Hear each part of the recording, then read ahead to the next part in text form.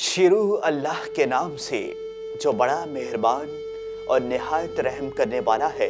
हामला बीवी के साथ हम बिस्तरी जायज़ है या नहीं? दोस्तों, इस वीडियो में आगे बढ़ने से पहले अगर आप लोगों ने अभी तक हमारे YouTube चैनल औरत हब को सब्सक्राइब नहीं किया तो इस चैनल को सब्सक्राइब कर लें और साथ लगे बेल आइकन को भी प्रेस कर लें ताकि तवातुर के साथ हमारी वीडियोस आप तक पहुंच सके। हामला बीवी के साथ हम बिस्तरी जायज़ है या नहीं? उलमाए कराम ने आसान हल बता दिया। जब तक कि बीवी हम बिस्तरी करने की इजाज़त दे, यानी तकलीफ महसूस ना करे और हमल को नुकसान पहुंचने का अंदेशा ना हो, शरन हामला बीवी से जमा की मुमानियत नहीं है।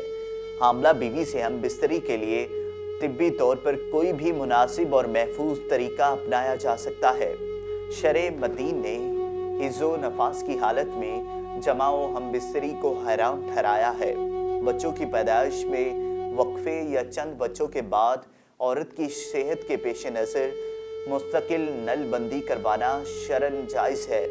हामला बीवी से हम बिस्तरी करने के अमल में कोई ममानियत नहीं है। यहाँ हम बिस्तरी करते हुए इंतहाई एहतियात बरती जाए।